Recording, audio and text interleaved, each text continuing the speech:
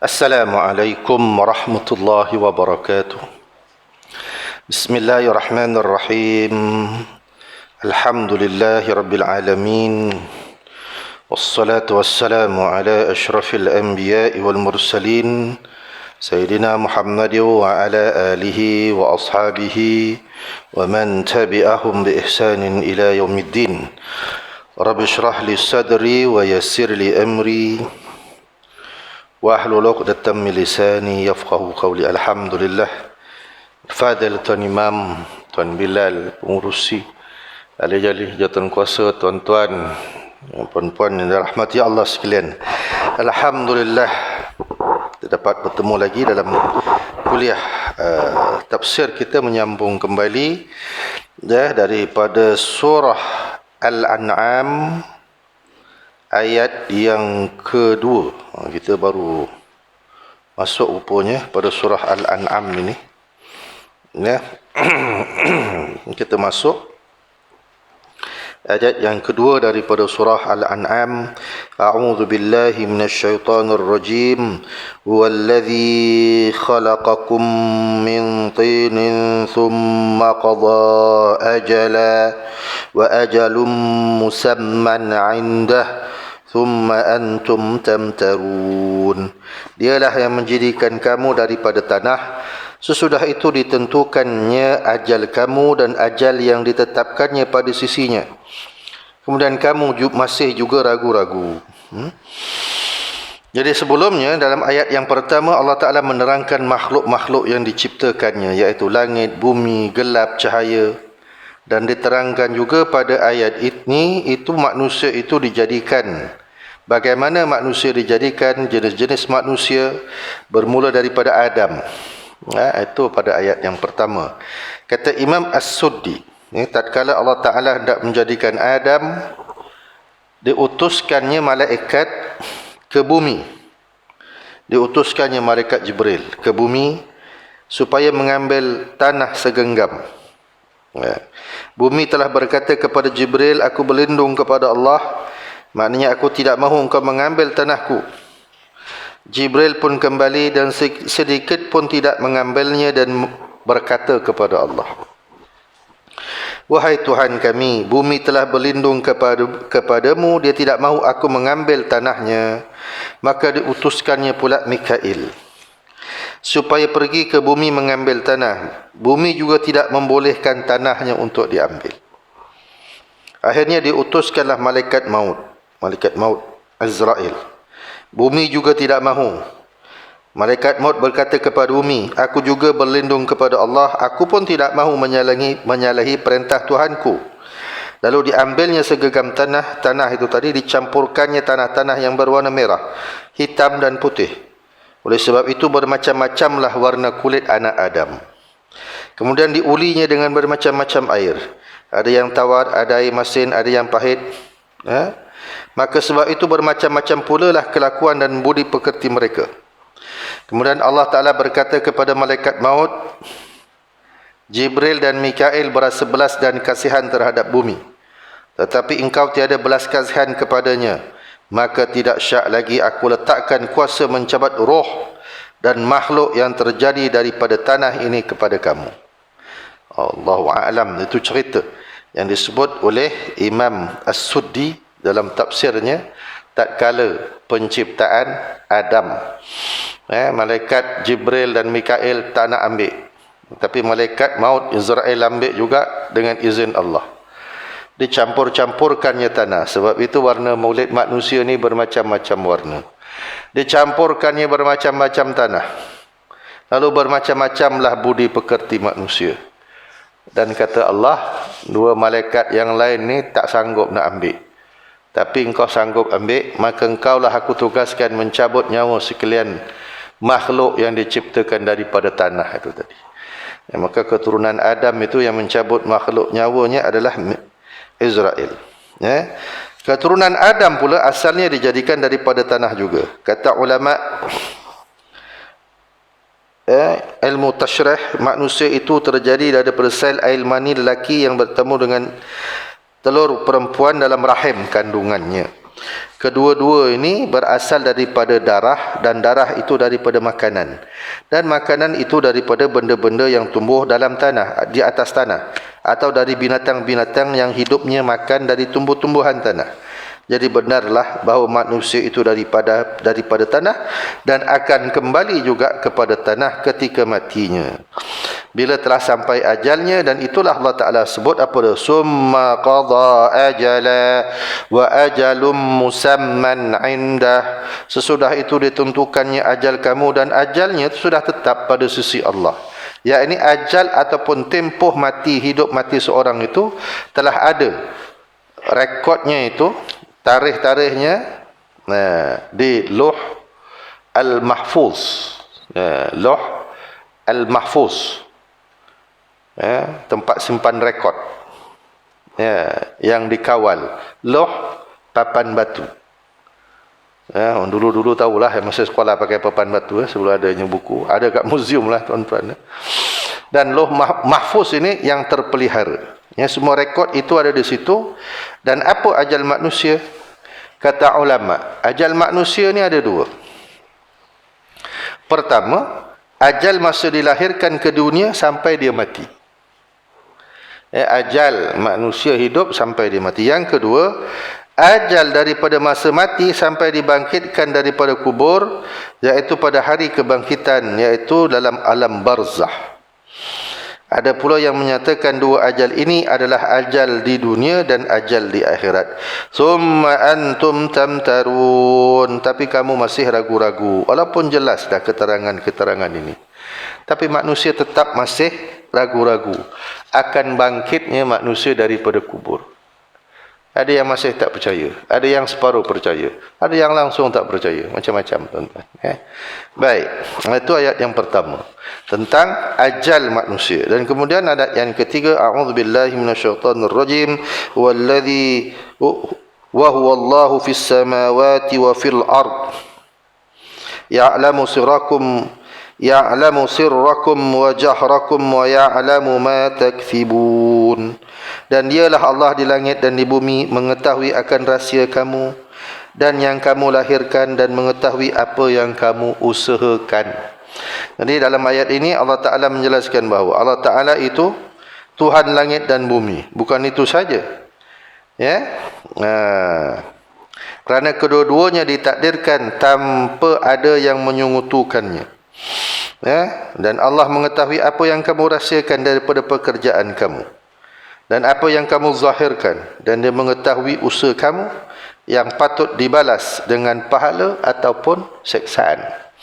Dan Allah Ta'ala Tuhan yang mengetahui apa dia, apa yang kita rahsiakan, pahala kita, apa yang dizahirkan, sama ada pahala ataupun dosa, semua diketahui oleh Allah Ta'ala. Dan apa yang kamu kerjakan, maknanya manusia, makhluk ni tuan-tuan, tidak terlepas daripada pengetahuan Allah. Simpanlah macam mana, Allah Ta'ala tetap tahu apa yang terlintas daripada hati manusia. Betul?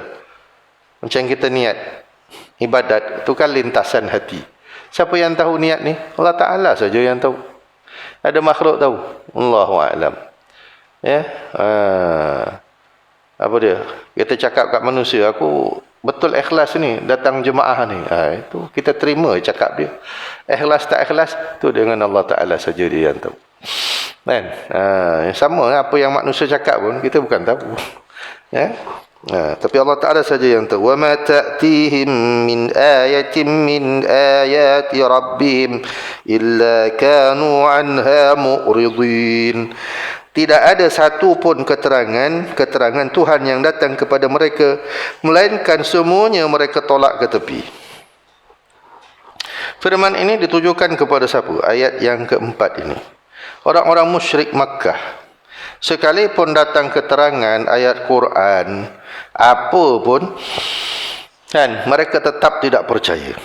Tetap ditolak, tetap disingkirkan, tetap tak dipedulikan, malah diejek-ejek pula. Diperkecil-kecilkan Nabi, tak nak percaya. Jadi kemudian faqad kadzabu bil haqqi lamma ja'ahum fasawfa ya'tihim anba'u ja'u ma kanu bihi yastahzi'un. Sesungguhnya mereka mendustakan kebenaran tatkala kebenaran itu datang kepada mereka. Maka nanti akan sampailah kepada mereka berita yang dahulunya mereka olok-olokkan. Mereka olok-olokkan apa, tuan-tuan? Mereka olok-olokkan kebenaran Al-Quran. Mereka memperolok-olokkan apa dia? Mengejek-ngejek mukjizat Nabi, mengejek Nabi, menyeksa Nabi dan para sahabat. Tapi apa yang mereka dustakan nanti mereka akan tahu. Sebagaimana ketika Nabi SAW, ya, bila lepas perang Badar, mayat orang-orang musyrik ni Nabi masukkan ke dalam perigi buta. Nabi baik ni, Nabi ni dia tak biarkan aja gitu. Dia pungut, masukkan dalam perigi buta. Lepas tu Nabi datang. Lepas sahabat masukkan tu Nabi datang. Nabi cakap dengan siapa? Abu Jahal. Hei Abu Jahal, betul tak apa yang aku cakap waktu kau masih hidup dulu? Betul tak? Nah, maknanya apa yang Nabi sebut tu apa dia? Mati saja baru orang-orang musyrik tu tahu kebenaran Nabi SAW, tapi dah terlambat. Itu waktu Nabi cakap, betul tak apa yang aku cakap wahai Abu Jahal?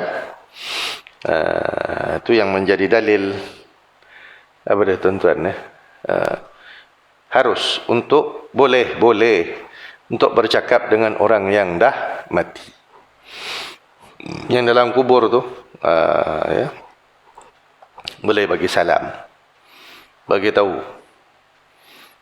ni mak saya datang ni, tapi jangan cakaplah hari ni kami masak ikan, tak payah bagi tahu lah, tuan-tuan. Bagi tahu kami datang mudahlah. Yang lain tu tak penting. Yang penting bagi salam, bacalah apa yang patut, doakan kepada sekalian ahli kubur. Itu dia. Baik, sebab sebelum ni ada orang tanya, boleh cakap dengan orang dah mati? Cakap yang perlu, saya datang. Saya datang. Okey. Tak payah ceritalah kebun tu ni lah, ini tak payah cerita, tuan-tuan. Nanti orang kata kita ni masuk air. Tak masuk air kena sampuk. Kan? Ya. Datang kubur maghrib-maghrib. Memanglah. Baik. Ayat yang seterusnya. Alam yarau kam ahlakna min qablihim min qarnin makkannahum fil ard ma lam numakkin lakum wa arsalna as-samaa'a 'alayhim midrara wa ja'alna al-anhara tajri min tahtihim فأهلكناهم بذنوبهم وأنشأنا من بعدهم قرنا آخرين. Tidakkah mereka perhatikan berapa banyak umat yang terdahulu sebelum mereka telah kami binasakan? Kami teguhkan kedudukan kamu di muka bumi ini melebihi keteguhan yang kami berikan kepada kamu. Dan kami kirimkan awan supaya menurunkan hujan berturut-turut untuk mereka. Dan kami jadikan sungai-sungai mengalir di bawah mereka. Lalu kami binasakan mereka disebabkan dosa mereka. Dan kami bangkitkan lagi sesudah mereka itu umat yang lain. Ya, seterusnya Allah Ta'ala masih juga cakap kepada orang-orang musyrik. Untuk apa dia? Berikan peringatan. Kamu tak tengok ke kaum-kaum yang terdahulu? Kamu pun tahu. Kaum Nuh, kaum Ad, kaum Samud, yang kamu pernah dengar daripada sejarah. Ya? Kaum-kaum itu diberikan kedudukan yang mulia di muka bumi ini. Hebat. Tuan-tuan, ya? Mereka membangunkan apa dia? Bangunan-bangunan tinggi. Mereka tebuk tebing-tebing bukit itu menjadi bandar. Ada satu ahli arkeologi jumpa sesuatu yang amat pelik, tuan-tuan. Apa dia? Nama tempat tu Petra, di Jordan. Dia jumpa apa? Paip. Jumpa paip. Nak menunjukkan apa? Orang zaman tu dah ada paip lah, tuan-tuan. Dah saluran air. Allahu a'lam. Masya-Allah. Hebat. Apa lagi kehebatan kaum-kaum yang turun? Pahat bukit, buat bangunan tinggi, buat istana-istana yang besar. Tapi akhirnya apa dia? Kami hancurkan mereka sebabkan apa? sebabkan kesalahan dan dosa-dosa mereka. Walaupun mereka itu tamadunnya hebat, penduduknya ramai, lebih jauh daripada ramainya penduduk Mekah, umur yang panjang, badan yang kuat, kemakmuran yang melimpah-limpah, apa dia, hasil bumi macam empangan Al-Ma'arib di Yaman.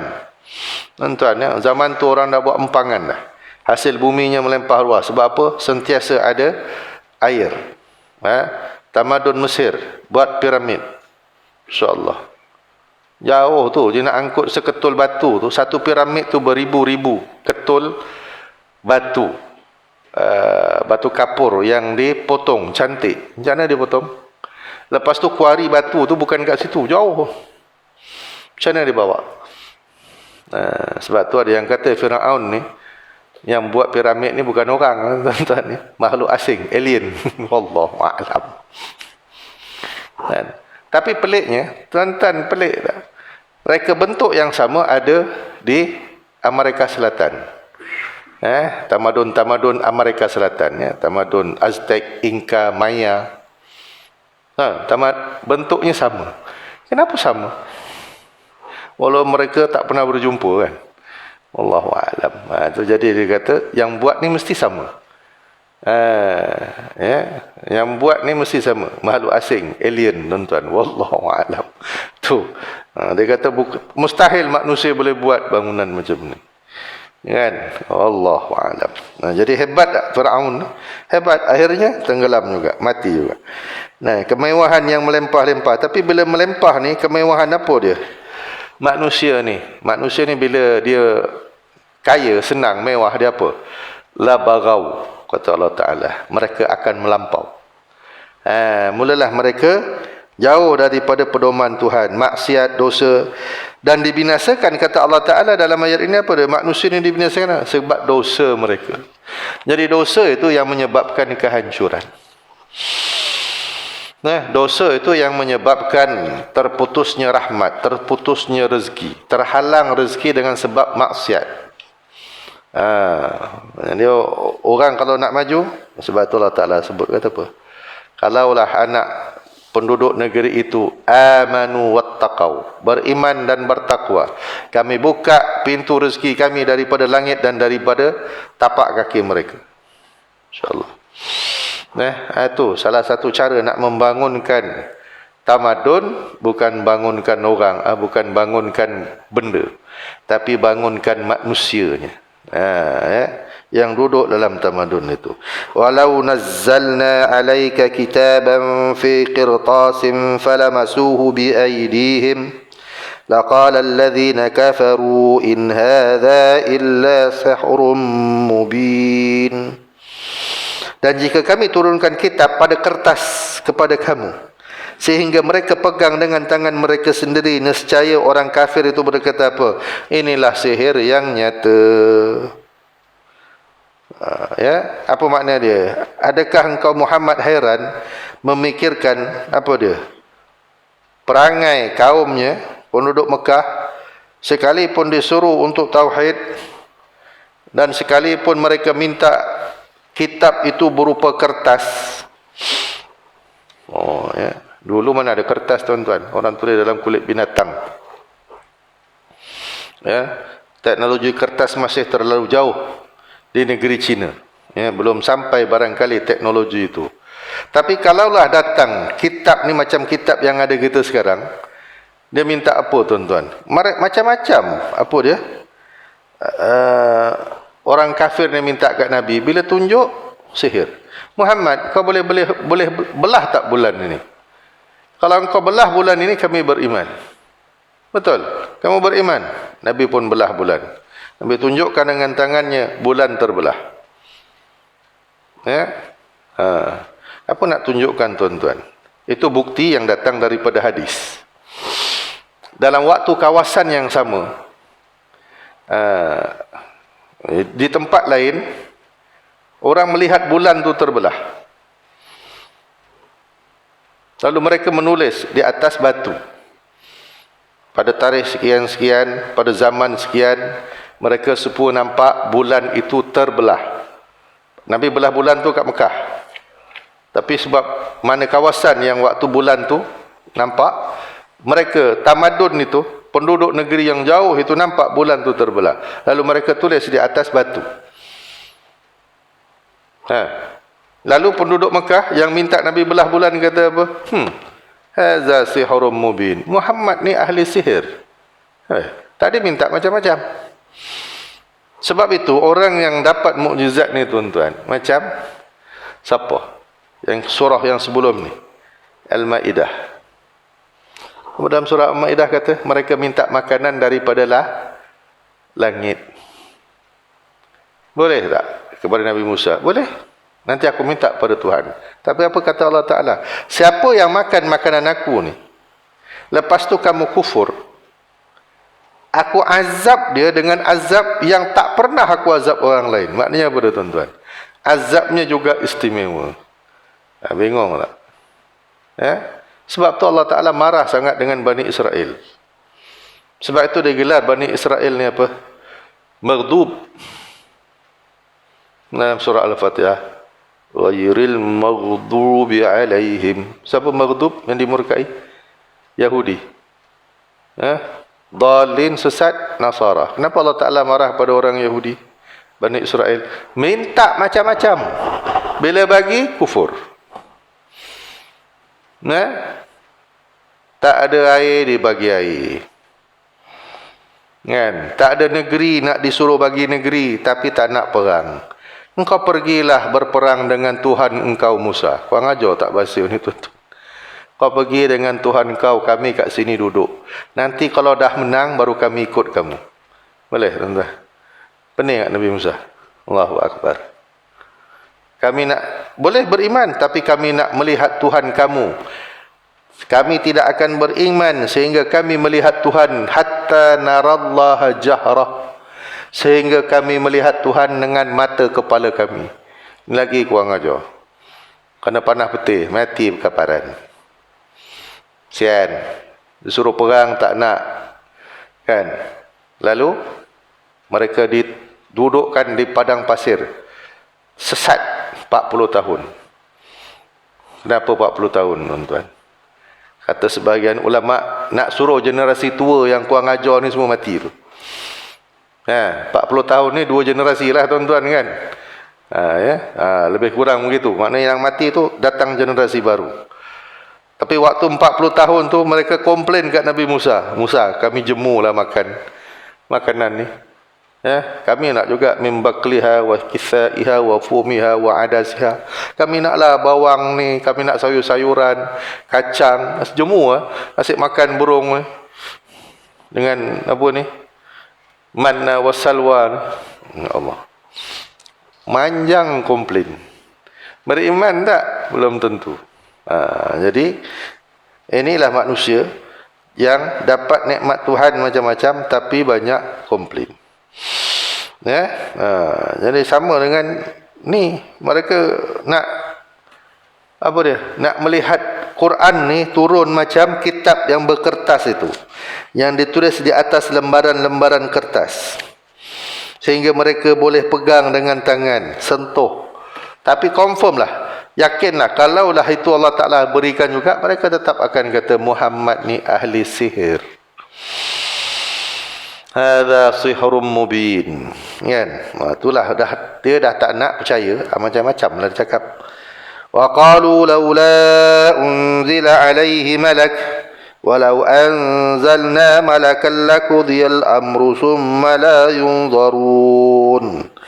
Maka mereka katakan, mengapa tidak diturunkan bersama Muhammad ni malaikat? Kenapa tak ada malaikat?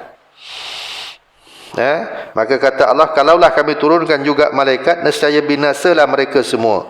Kemudian tiadalah mereka diberikan tangguh. Imam Al-Kalbi dan Muqatil berkata, ayat-ayat ini diturunkan kepada An-Nadar bin Al-Harith, Abdullah bin Umayyah dan Naufal bin Khuwailid. Ada berkata kepada Nabi, mereka ni cakap pada Nabi, kami tidak akan beriman kepada kamu hingga didatangkan satu kitab daripada Allah bersama 4 malaikat yang akan menjadi saksi bahawa kitab itu benar daripada Allah dan Tuhan adalah utusannya. Maka Allah mencela perbuatan itu dan berkata, kalau kami turunkan juga malaikat, nescaya binasalah kamu semua. Maksudnya, apa-apa yang diminta oleh orang kafir itu sekiranya dituruti, tiadalah juga mereka akan beriman. Maka tetaplah sudah mereka tak mahu beriman, maka tetaplah mereka akan ditimpa azab. Satu apa lagi? Maksud laqudiyal amr.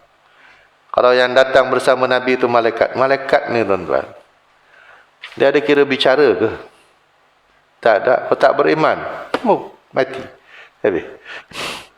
Sebab tu Allah Ta'ala dalam ayat ni kata apa? Kami tak beri mereka tangguh. Tak nak beriman, tak beriman. Tak nak, mati. Mana lagi? Siapa lagi? Itu maksudnya laqudiyal amr. Selesai masalah. Selesai masalah apa? Mati habis. Malaikat. Dia tak makan, tak minum. Kan? Dia bukan seperti manusia. Tak nak beriman, habis mati. Habis. Laqudiyal amr, selesai. Tu kalau mereka nak sangat malaikat, dia tak tahu malaikat tu macam mana. Dia ingat sebab. Ini satu. Pada pemikiran orang-orang musyrik jahiliyah, malaikat ni apa? Pada pandangan mereka, malaikat ni adalah anak-anak perempuan Tuhan. Suka-suka hati mak bapak dia. Dia kata malaikat ni anak-anak perempuan Tuhan. Masya Allah. Lepas tu Allah Ta'ala sebut dalam Al-Quran, tak ingat surah apa. Kamu ni tak adil, dia kata. Allah Ta'ala kata, kalau yang perempuan bagi kat Tuhan, kalau yang lelaki kamu semua ambil, dia kata. Sebab orang Arab jahiliah kan tak suka anak perempuan. Anak perempuan itu dibunuh hidup-hidup. Sebahagian dia. Jadi Allah Ta'ala kata, perangai kau macam ni. Kalau malaikat tu anak perempuan Tuhan. Kalau kau dapat anak perempuan, kau bunuh. Kau nak semua anak lelaki. Kan? Dia tak tahu malaikat tu macam mana, besar mana. Dalam kitab Tazkiratul Maut wa Yaumil Akhirah, Imam Al-Qurtubi ada sebut riwayat malaikat Israel itu. Israel lah, cabut nyawa manusia ni. Kakinya di bumi, ujung kepalanya di langit. Dalam kitab tu sebut besarnya malaikat tu dengan bumi ni. Bumi ni kepada malaikat tu diumpamakan apa tuan-tuan? Pinggan. Pinggan. Besar mana pinggan? Habis-habis besar tapak tangan dia kan. Dan boleh ditengok daripada semua sisi. Dia nak malaikat macam tu datang bersama Nabi. Sekali tepuk, mati semua tuan-tuan. Dia tak tahu. Itu yang Allah Ta'ala sebut dalam ayat ni, laqudiyal amr. Selesai masalah. Selesai, matilah kau. Dan keberapa? Summa la tunzarun. Dan mereka tak diberikan tangguh. Tak ada peluang nak fikir kali kedua. Baik. Itu maksudnya. Sebab kejahatan dia. Dan sombong dia. Tak diberikan apa? Tak diberikan tangguh. Tak ada kesempatan untuk bertaubat. Jadi apa dia maksudnya? Disegerakan azabnya. Terus mati semua. Walau ja'alnahu malakan la ja'alnahu rajulan wa lalabasna 'alaihim ma yalbisun. Dan kalau kami jadikan utusan itu jenis malaikat, nescaya kami jadikan dia itu berupa seorang lelaki. Dan tentu sekali mereka ragu-ragu sebagaimana mereka ragu-ragu sekarang. Allah menyatakan kepada orang yang menyamakan Allah dengan yang lain dalam ibadatnya, orang musyrik ni, iaitu sekiranya diutuskan kepada mereka mengikut apa yang mereka minta, agar Rasul itu jangan jenis manusia. Orang musyrik kata mesti daripada jenis malaikat. Nescaya malaikat itu pun dijelmakan sebagaimana seorang lelaki daripada jenis manusia. Kerana apa? Manusia ni tak mampu untuk melihat rupa malaikat yang sebenarnya. Kalau mereka melihat, nescaya mereka pengsan. Itulah sebabnya malaikat yang datang kepada para rasul, sebagaimana Jibril yang selalu datang kepada Nabi, apa dia? Dia mesti datang berupa seorang lelaki. Biasanya memang dia berupa seorang lelaki. Seperti seorang sahabat Nabi yang bernama Dahyah Al-Kalbi. Begitu juga dua malaikat yang datang kepada Nabi Daud. Sama macam lelaki. Malaikat ni datang. Malam-malam panjat istana Nabi Daud.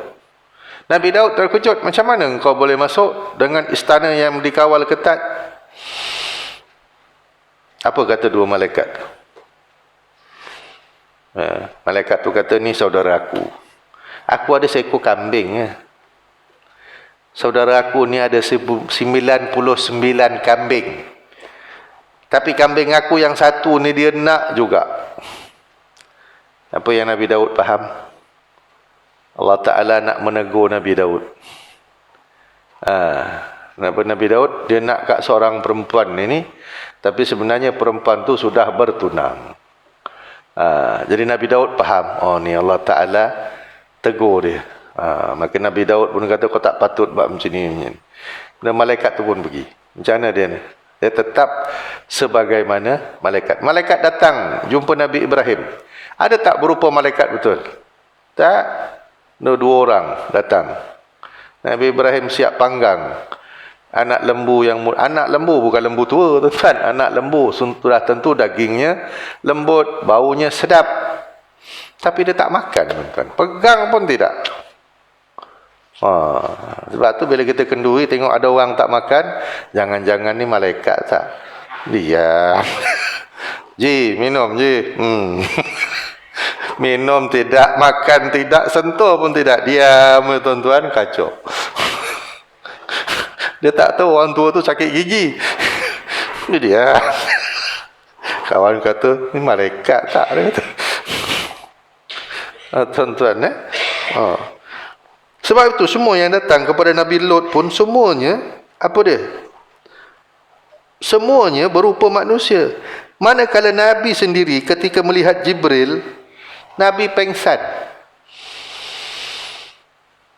Yang kata Nabi melihat Jibril tu dekat sebelah Jabal Nur.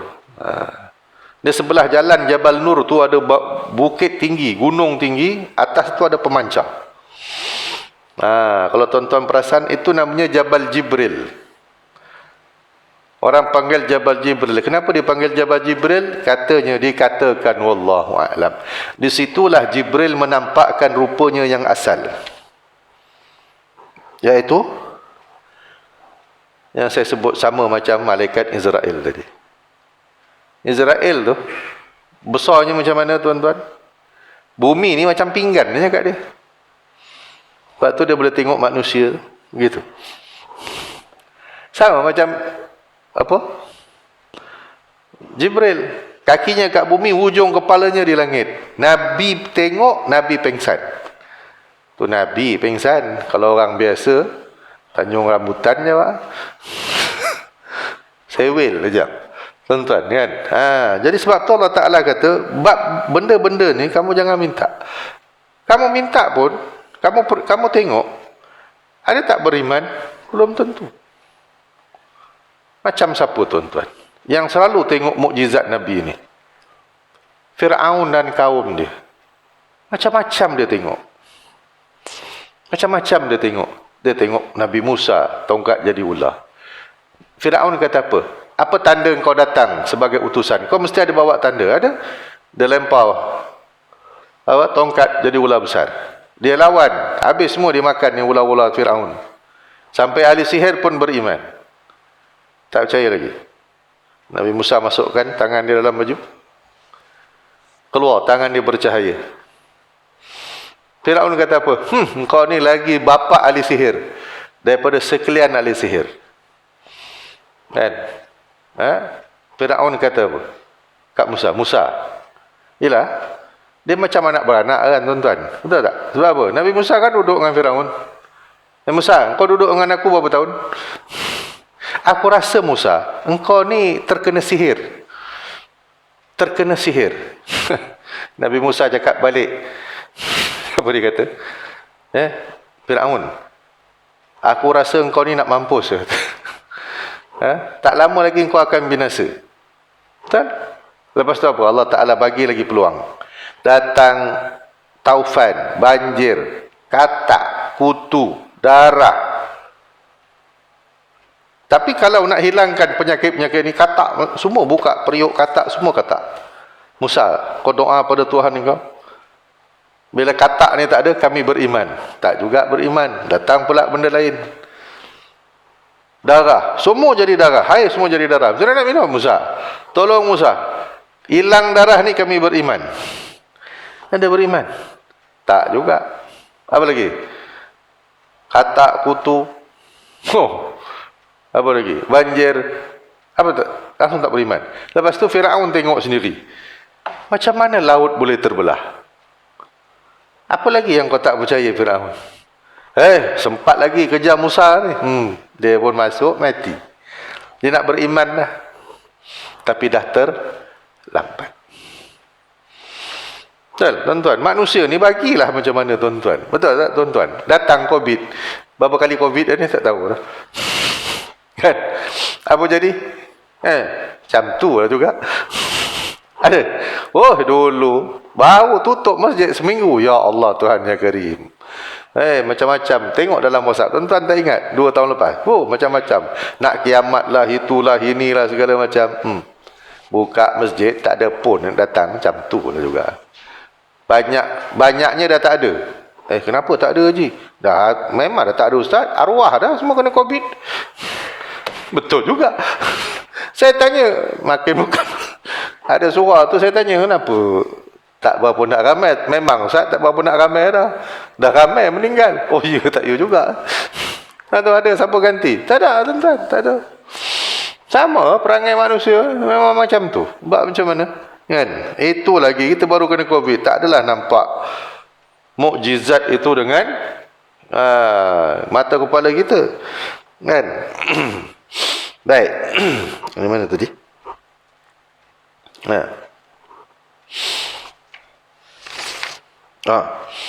Dan kalau kami berikan malaikat tu, nescaya kami jadikan dia seperti manusia biasa. Jika ditakdirkan juga para rasul itu daripada jenis malaikat, yang tentunya semasa bertemu malaikat dia akan dijelmakan berupa manusia, nescaya mereka tetap ragu-ragu dan tak tahu dengan yakin apakah rasul itu malaikat ke manusia. Kalau Allah Ta'ala turunkan malaikat itu macam manusia, mereka pula confuse, ini malaikat ke manusia. Betul. Jadi sebenarnya apa yang manusia ni nak ni? Orang yang bawa tu ke benda yang Rasul tu bawa? Yang penting. Benda yang Rasul tu bawa. Ajaran yang dibawa. Fahaman yang dibawa. Bukannya Rasul itu. Betul, tuan-tuan. Macam kita lah dapat surat, tuan-tuan. Ada kisah tak siapa postman yang bawa tu? Laki ke perempuan, jantan betina, kecil, besar? Tak ada kan? Yang kita penting, surat yang kau bawa tu penting. Itu tak boleh fikir kan orang sekarang ni. Yang penting surat yang dibawa. Siapa bawa tadi? Postman. Laki ke perempuan? Tanya pula. Bangsa apa? Dia naik apa?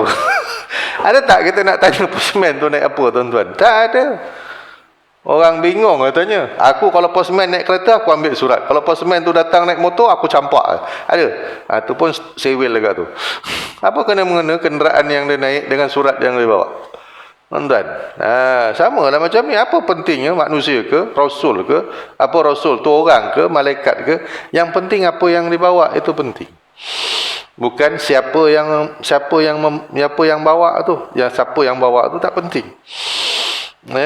Tapi Allah Ta'ala nak jaga kualiti utusan dia. Utusan dia semua orang baik-baik, tuan-tuan. Bukan orang yang tak boleh dipercayai. Bawa pula tanda-tanda, kan? Mukjizat sebagai tanda. Tapi bila dah dapat tanda, dia kata ahli sihir pula. Itulah manusia, tuan-tuan. Apa manusia, tuan-tuan? Sebenarnya manusia ni tak pernah puas hati. Dia tak tahu apa yang dia nak. Banyak komplain. Buka masjid, tak datang. Tutup, komplain. Ada kuliah, komplain. Tak ada kuliah, komplain. Apa lagi? Semua komplain. Kan? Nak buat surah jemaat, komplain. Tak buat, komplain. Apa lagi? Semua sama je. Kan?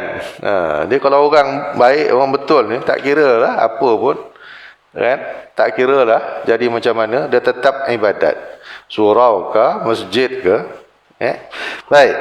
Walaqad istuhzi'a bi rasulin min qablika fahaqa billadzina sakhiru minhum ma kanu bihi yastahzi'un.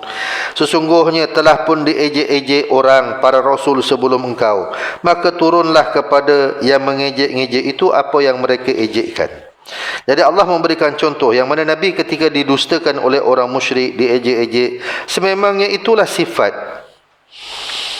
Rasul-Rasul yang terdahulu, yang tidak tuan-tuan, tidak luput daripada didustakan, diejek oleh kaumnya.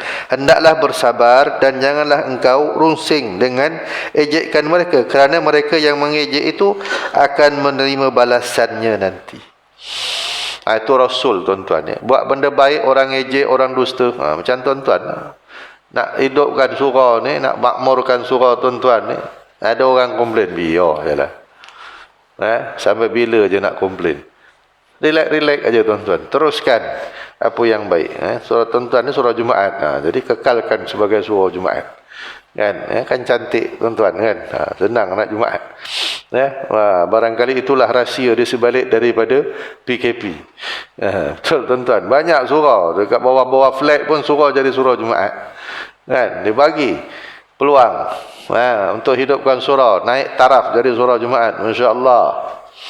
Tuan-tuan, tapi baru ni lepas raya 7 orang datang kuliah. Allah. Sangka baik orang masih berpuasa. Kita sangka baik ialah masih puasa. Yang tak puasa pun ramai tuan-tuan. Ya Allah. Maghrib masih main carom lagi. Dia nak pergi kuliah ni, kebetulan puasa. Naik motor, pusing. Malah nak pergi kat masjid, nanti kecoh pula orang masjid. Saya nak minum sikit nak minum tu nak sembahyang. Lepak tepi padang. Budak tahu, maghrib balik rumah. Yang tua ni tak tahu lagu lagi. Dah azan main lagi. La ilaha illallah. Budak baliklah. Oi, maghrib dia pun balik. Yang tua ni tak kerti-kerti nak balik, nak main lagi. La ilaha illallah. Baik lagi budak daripada orang tua. Saya tengok kan, sedih tengok tuan-tuan kan. Cerita pasal Covid kemarin, itulah balak Tuhan lah, inilah. Bila kau ada bagi peluang lagi kan, syukur tuan-tuan. Syukur tuan-tuan. Kita ni tak terkena, ataupun barangkali kita dah kena, mungkin kita tak perasan. Kan, agak-agak kena lah kan, semua tak perasan. Syukur alhamdulillah masih hidup lagi, selamat lagi tuan-tuan kan, boleh datang amal ibadat lagi. Itu Allah Ta'ala bagi peluang, walaupun ramai orang meninggal, berapa puluh ribu dah yang kena.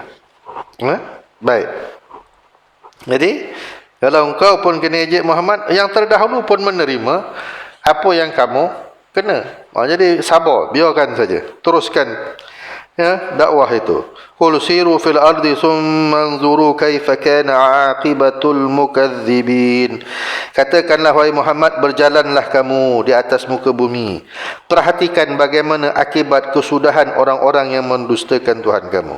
Allah Ta'ala suruh para rasulnya ini supaya berkata kepada umatnya, katakan kepada umat kamu, jangan kamu terpedaya dengan kesenangan dan kemewahan dunia yang kamu dapat. Kamu berjalan mengembara di atas muka bumi, lihat dengan mata kepala kamu umat-umat terdahulu yang hebat-hebat, bandarnya, kotanya, kerajaannya, empire dia. Lalu apa dia? Akhirnya hancur. Bandar-bandar yang cantik akhirnya hancur. Kita dapat tengok ada tinggalan-tinggalan ni. Kul siru fil ard. Allah Ta'ala suruh berjalan. Bukan mengembara. Batu bahasa lama, mengembara. Melanconglah tuan-tuan. Pergi jalan. Kan? Tapi tengoklah Covid ni macam mana. Dah boleh buka ke tak boleh buka tuan-tuan. Pergi jalan, tengok tinggalan-tinggalan yang terdahulu. Hebat-hebat bangunan dia. Mereka buat bangunan tak ada keren tuan-tuan. Macam mana dia angkut batu, tegakkan bangunan, wallahu a'lam. Tapi jadi hancur juga. Mewah, hartanya melempah ruah, jajahannya besar, empire-nya Masya Allah. Akhirnya hancur juga. Jadi itulah dia keadaan manusia. Qul liman ma fis samawati wal ard. Qul lillah kataba ala nafsihi ar-rahmah la yajma'annakum ila yaumil qiyamati la rayba fihi alladhina khasiru anfusahum fahum la yu'minun. Qul liman ma fis samawati wal ard. Katakanlah, siapakah yang punya apa-apa yang di langit dan di bumi? Maka jawab, wahai Muhammad, qul lillah, semuanya kepunyaan Allah. Dia telah menetapkan atas dirinya rahmat. Kataba ala nafsihi rahmah. Sesungguhnya kamu dihidupkannya pada hari kiamat tidak syak lagi.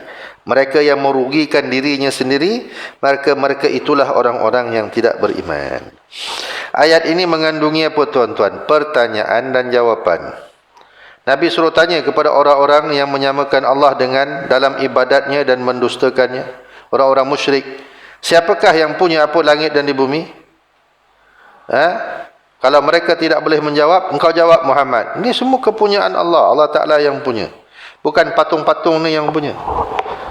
Kesian tuan-tuan ya. Orang-orang yang menyembah benda-benda ni. Tuan-tuan ya. Mereka mengharapkan apa tuan-tuan? Lepas matinya, mereka menghadapkan kebaikan. Tapi bila mati, tak ada apa. Tak macam yang apa yang diberitakan kepada dia. Beza dengan umat Muhammad, umat Islam. Dia tahu dah. Kita mati ni, jalan cerita dah tahu dah. Begini. Yang lain, mereka diceritakan benda lain, mereka dapat benda lain. Itu yang rugi tu. Sebab apa? Mereka tidak beriman. Dan Allah menerangkan pula kesempurnaannya kepada sekalian yang dijadikannya apa? Semuanya itu diliputi dengan rahmat dan belas kasih sayangnya. Sebab tu Allah Ta'ala kata apa? Kataba ala nafsihar rahmah. Aku ciptakan semua ini. Aku ciptakan semua ini dengan apa dia tuan-tuan? Lepas tu dia kata apa? Aku ni, sifat aku ni apa? Pemilik kepada sekalian ini. Rahmat. Walaupun kau engkar, engkau musyrik, engkau kafir, engkau tak beriman, dapat rezeki tak? Dapat. Sentiasa dapat. Kadang-kadang lebih daripada yang beriman. Sebab aku ni baik. Kata Allah Ta'ala, aku ni letakkan atas sifat aku ni rahmat. Bukan azab. Rahmat aku dulu. Azab ni kemudian. Sebagai menguatkan lagi rahmat Allah ini, maka Nabi kata apa? Lama khalaqallahu al-khalq kataba fi kitabin fahuwa indahu fawqal arsh inna rahmati taghlibu ghadabi. Manakala Allah Ta'ala dah ciptakan makhluk ni, kata Nabi, lepas sudah ciptakan semua makhluk ini, dah lengkap semua alam ini, maka dia menulis dalam kitab yang ada padanya di atas arash. Ada tulisannya di atas arash itu. Apa yang ditulis? Rahmat aku mengatasi kemurkaan aku. InsyaAllah. Jadi Allah Ta'ala mentadbir alam ini dengan sifat rahmat. Jadi yang paling hampir dengan rahmat Allah ni siapa tuan-tuan? Kitalah yang beriman. Jadi kalau orang yang beriman tak dapat rahmat Allah, maka rugi. Dia telah ditunjukkan jalan-jalan nak mencapai rahmat. Dah ditunjukkan jalan-jalan mencapai rahmat, tapi tak dapat. Kalau yang tak beriman tu memang tak dapat lah. Jadi dalam riwayat Abu Hurairah, Nabi kata apa? Allah menjadikan rahmat ni 100 bahagian. 99 ditahan. Yang satu itu diturunkan di atas sekalian alam. Maka makhluk-makhluk itulah berkasih sayang. Hinggakan binatang mengangkat kaki jangan sampai terpijak anaknya. Satu saja yang diturunkan di atas sekalian alam. 99 Allah Ta'ala simpan kat mana? Hari kiamat. Sebab itu tuan-tuan perasan, kita jumpa orang yang amalnya kecil-kecil, tapi apa mereka dapat? Syurga Allah Ta'ala. Sebab apa mereka dapat? Dengan sebab apa? Rahmat Allah. Manusia ni, sebab tu ulama kata masuk syurga ni 2 sebab je. Pertama, rahmat Allah. 2, syafaat Nabi. Bukan sebab amal kita. Bukan sebab amal. Sebab tu kita jangan ni, sebab tu kata ulama, kata Nabi, jangan pandang remeh amal walaupun kecil. Yang itu yang menyebabkan manusia masuk syurga kadang-kadang. Allahu Akbar. Kata hadis riwayat Imam Bukhari, kalaulah orang kafir tahu tentang rahmat yang ada pada sisi Allah, nescaya tiadalah ia putus untuk mengharapkan syurga. Dan kalaulah orang mukmin tahu tentang tiap-tiap siksaan yang ada pada sisi Allah, nescaya dia tidak berasa aman daripada mendapat siksa. Kalau orang kafir tahu tu rahmat itu dapat syurga, tak putus dia minta, tapi dia tak tahu. Sama juga macam orang yang beriman. Kalau dia tahu betapa besarnya siksaannya, ya Allah, tak putus-putus dia. Dia tak akan rasa selesa, tak boleh nak tidur. Sebab tu kata Nabi, kalau binatang tahu tentang erti kematian, kamu tak akan makan lemak dia. Maksudnya apa tuan? Binatang ni, kalau binatang tahu, macam kita tahu tentang kematian, ni kan, kita tahu mati macam mana, azab macam mana, siksaan macam mana. Kalau binatang tahu macam kita tahu, binatang tu tak gemuk, Nabi kata, semua kurus-kurus, tak lalu nak makan. Kucing tak lalu nak makan, sebab apa dia tahu? Tak lama lagi aku nak mati dia. Dia pun tak lalu nak makan. Yang makan apa? Tuan dia. Makan. Tuan-tuan, bulan Syawal ni, makan aja. Kadang-kadang saya rasa, ya Allah, bulan Syawal ni aku makan, ya Allah, sambut raya tak berhenti-henti. Padahal ibadat aku, ya Allah. Kan? Ibadat kita bulan Ramadan ni, sudah saya sebut minggu lepas. Tambah tarawih, tambah tadarus tu. Ada sikit-sikit qiyamul lail. Betul tuan-tuan? Itu je lah. Apa tambah lagi? Tak ada lah tuan-tuan. Kan? Tapi sambut raya sebulan, ya Rabbi, tak habis-habis. Kan? Seronok je. Orang sambut raya. Kan? Tak apalah, sambutlah mana yang boleh kita sambut. Jangan maksiat, jangan melampau-lampau sudah. Okey, baik. Hadis yang seterusnya. Nak habiskan ni tuan-tuan tafsir tadi ya. Sesungguhnya rahmat Allah itu 100. Daripadanya diturunkan satu saja kepada semua kalian bangsa jin, manusia, binatang dan serangga.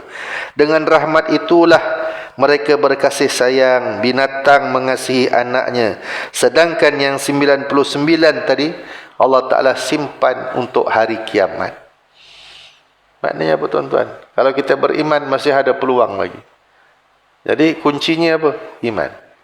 Tak ada kunci, tak ada iman, tak ada pasport, kirim salam. Tu iman tu penting.